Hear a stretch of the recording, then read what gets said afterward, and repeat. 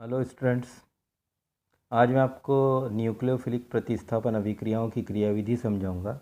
दो क्रियाविधियां हैं, SN1 और SN2। इसी नाम से ये एग्ज़ाम में ज़्यादा पूछी जाती हैं।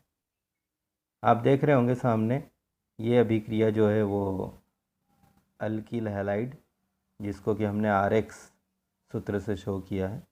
RX में R कोई भी अल्काइल ग्रुप हो सकता है, CH3C2H5 यानी methyl, ethyl, tertiary butyl, isopropyl. R की जगह कोई भी अल्काइल ग्रुप हो सकता है और एक्स की जगह पर कोई भी हैलाइड, क्लोराइड, ब्रोमाइड, आयोडाइड हो सकता है। इस तरह से कोई भी अल्काइल हैलाइड हम ले सकते हैं इस रिएक्शन में। और यहाँ पर दूसरा पदार्थ है कास्टिक पोटाश का जलीय विलयन, यानी पोटेशियम हाइड्रोक्साइड का एक्वायस सॉल्यूशन।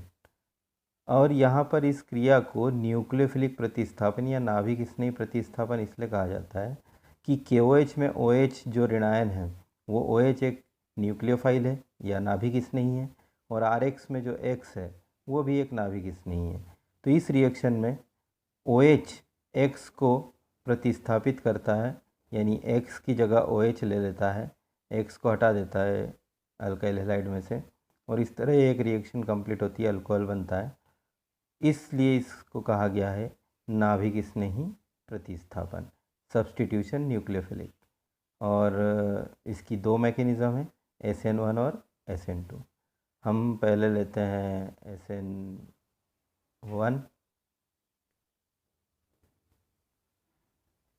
इसे हिंदी में कहते हैं एक आणविक नाभिक स्नेही प्रतिस्थापन।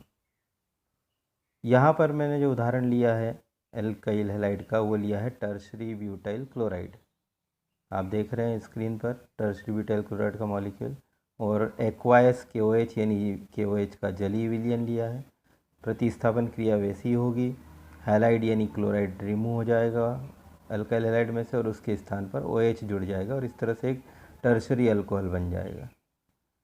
अब इसकी जो क्रियाविधि है, मैकेनिज़्म है, उसमें आप देख रहे होंगे कि KOH आयनित होता है, के पॉजिटिव चार्ज और OH नेगेटिव चार्ज एक दूसरे से अलग हो जाते हैं। इसकी जो पहली स्टेप है SN1 क्रियाविधि की, ये देख रहे हैं आप टर्शरी ब्यूटाइल क्लोराइड, ये जो अल्काइल हैलाइड का अणु है, इसमें से हैलाइड पहले बॉन्ड के इलेक्ट्रॉन सहित एल्किल हैलाइड में से निकलकर निष्कासित हो जाता है, यानी निकल जाता है, हैलाइड पर ऋण आवेश आ जाता है और बचा हुआ पार्ट कार्बोकेटायन बन जाता है। क्योंकि बॉन्ड के इलेक्ट्रॉन जो है वो क्लोराइड के साथ चले गए तो क्लोराइड पर ऋण आवेश आ गया, कार्बन पर धन आवेश आ गया, इस तरह से ये कार्बोकेटायन बन जाता है। यानी SN1 क्रियाविधि में हैलाइड आयन पहले ही निकल कर चला जाता है और उसके बाद इस कार्बोकेटायन पर OH आयन, जो कि KOH का OH आयन है, वो OH आयन आकर के आक्रमण करता है इस कार्बोकेटायन पर, आक्रमण करके उससे जुड़ जाता है। ये सेकंड स्टेप फास्ट है। इस तरह से दो महत्वपूर्ण स्टेप में यह क्रियाविधि पूर्ण होती है। हम देख रहे हैं कि जो स्लो स्टेप है उसमें केवल एक ही अणु हिस्सा ले रहा है, टर्शरी ब्यूटाइल क्लोराइड। किसी भी अभिक्रिया का जो मुख्य पद होता है, वेग निर्धारक पद होता है, रेट डिटरमाइनिंग स्टेप जो होती है, वो स्लो स्टेप होती है। अभिक्रिया का वेग उसी पर डिपेंड करता है कि उसमें कितने अणुओं ने हिस्सा लिया। अभिक्रिया का वेग यहाँ पर केवल किस पर डिपेंड करेगा, स्लो स्टेप में हिस्सा लेने वाले केवल टर्शरी ब्यूटाइल क्लोराइड पर। तो अभिक्रिया का वेग केवल एक अणु पर निर्भर करता है, इसलिए हम इसे कहते हैं एक आणविक नाभिक स्नेही प्रतिस्थापन। इस प्रकार से SN1 क्रियाविधि पूर्ण होती है। अब हम दूसरी क्रियाविधि देखते हैं, SN2 क्रियाविधि। SN2 क्रियाविधि हिंदी में कहलाती है द्विआण्विक नाभिक स्नेही प्रतिस्थापन। यहाँ उदाहरण दूसरा लिया हुआ है, क्योंकि सामान्यतः जो अल्किल हैलाइड हैं, तृतीयक में SN1 आसानी से होती है, प्राथमिक में SN2 क्रियाविधि आसानी से होती है। क्रियाविधि अलग अलग है, लेकिन मुख्य क्रिया वही है कि हैलाइड आयन निकल जाएगा और उसके स्थान पर OH आयन आकर जुड़ जाएगा, यानी न्यूक्लियोफाइल आकर जुड़ जाएगा। तो यहाँ पर इथाइल क्लोराइड लिया है जो KOH से रिएक्शन कर रहा है, और Cl को प्रतिस्थापित किया OH ने, Cl के स्थान पर OH आ गया, Cl पोटेशियम के साथ पोटेशियम क्लोराइड बना लेता है। ये क्रिया है। लेकिन क्रियाविधि जो है यहाँ वो अलग प्रकार से होगी। जैसे SN1 में पहले हैलाइड आयन निकल गया था, वहाँ यहाँ पर SN2 में ऐसा नहीं होगा।